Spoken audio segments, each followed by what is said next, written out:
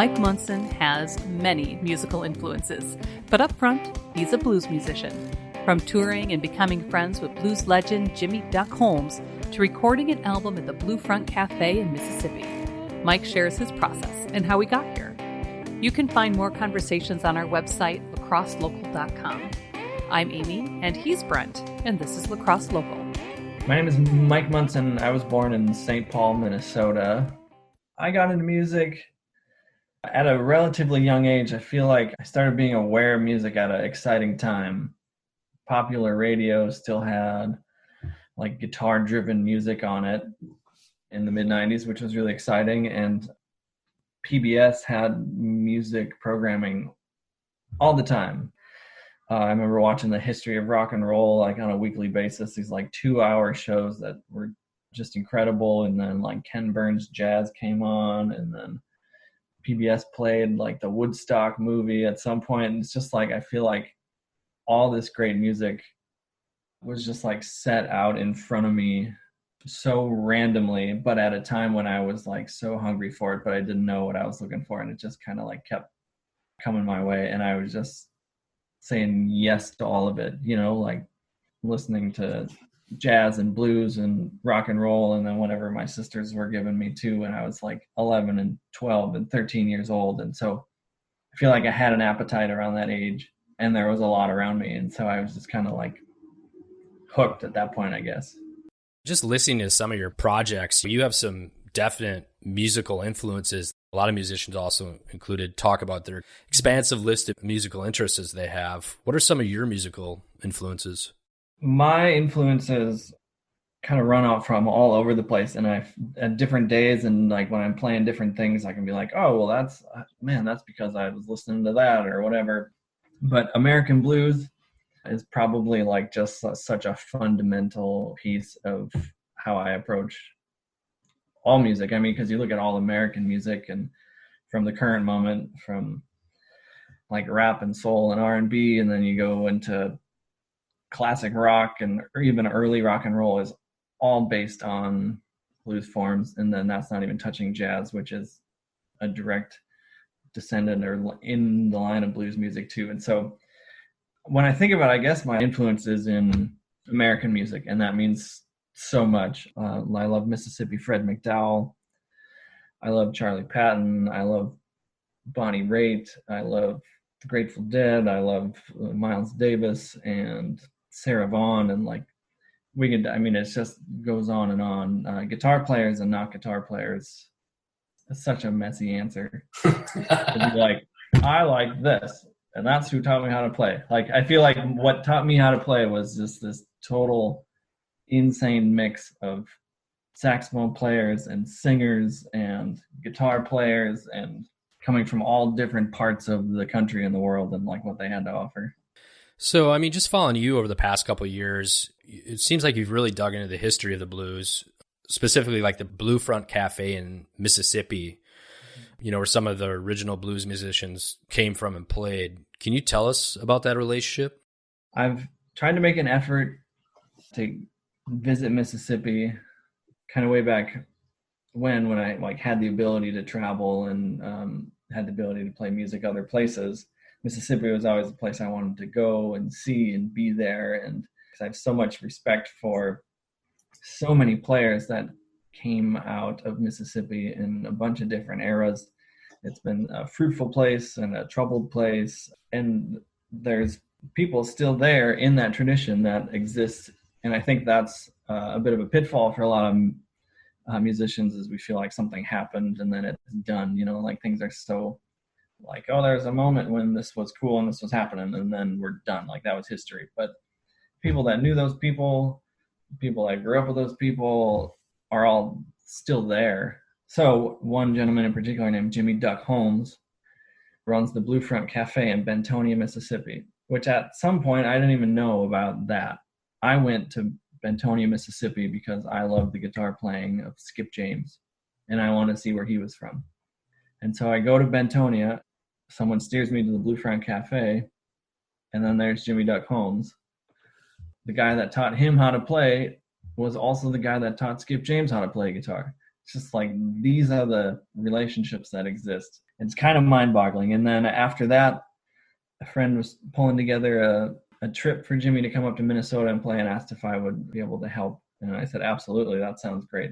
We worked to get Jimmy up here, had some great shows, one at the Root Note in La Crosse, and then some up here, and then across Minnesota. And then he asked me to come down and play his festival, Antonia Blues Festival, the longest running blues festival in Mississippi, and then play at the Blue Front Cafe. And then I had done that for about 5 years in a row, and then recorded my album Rose Hill at the Blue Front Cafe, and Jimmy plays on a little and sings on a little, and that whole experience has been formative and like almost a capstone in a way. It has been such a great friendship and mentorship in a lot of different, like whether it's blues or just like living life, just to be around Jimmy and the people of Bentonia and the people that frequent the Blue Front has been a really, really amazing experience that I'm grateful for. What is your process when recording an album? I know you have, some live versions that you've done with friends. Now this one actually at the Blue Front Cafe. What goes into the process when recording new music? I'd be curious to ask some of your other guests about this. I don't seem to have a process. I seem to avoid, especially with like recording, I seem to avoid any like replication of a process. So anything I did last time, I seem to like just try hard to avoid that, whether it's on purpose or not. I think I play my best music when I don't know if unprepared is the right word, but I don't think unprepared is the right word, but not like so polished where it's on autopilot and there's a little unknown and a little bit unfinished that requires some on the spot thinking. And I really like the idea of, as far as I'm concerned, like a song, like just because it's going on a recording doesn't mean it's the version that's going to exist forever. Like that was just how I was playing it that day or around that time. And I think that's something I get or have learned from the blues tradition. Like a lot of the best blues recordings ever are just because someone said like, here, I got a microphone, we're going to record this, like right now, go. Or they showed up to the juke joint and just like recorded it. And so you get the version of what it sounded like that night, like that hot and sticky or that rainy or that cold or, like all those things come in and have an effect. And I really enjoy albums that represent that moment in time, like a snapshot. Yeah, I can see that, even some ways, even the moisture in the air, you going down to Mississippi, the guitar probably plays a little differently. It does. So what's next for you? I know we've talked to many musicians over the last couple months. A lot of people are just devastated with not being able to do any live shows. A lot of people have turned to virtually online. Some have actually found solace in it and creativity and actually recorded more music than they have in years. What's next for you? Or do you have a plan? All that said about recording, I'm working on like it's not an album, it's just a tune and like a video, which is something that I really haven't done. Very studio sounding with lots of parts and overdubs and like a full band type feel. And then we're going to do a video for that. So that's kind of like something I'm working on. But I've been playing music in my front yard for the neighborhood. And most of them seem to like it. And that's been really great. I mean, I think that's another thing I have learned from Mississippi. You just play for the people who are around you, and that's kind of your role in community. And it's not even, they're not even sitting in the lawn chairs like pointing at me. They're just hanging out in their front yard, and I'm just trying to add to the thing. And so that's been really a way for me to find meaning. And just trying to continue to help each other, help each other. It's kind of, we're all going through various different things. So whether that's music or not music, I feel like my life allows some time and space to do that. I haven't found myself to be very like creative during this time, but I have been using the time for study. And I've studied in silly ways, like learning some Chuck Berry songs and Bo Diddley songs, just because I feel like that's, I don't know, it's like being able to recite poems if you're a poet. You should be able to recite a couple of others.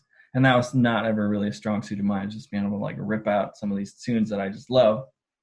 Yeah, it's weird. I feel a draw to work with more people, which is not something typically I just play solo.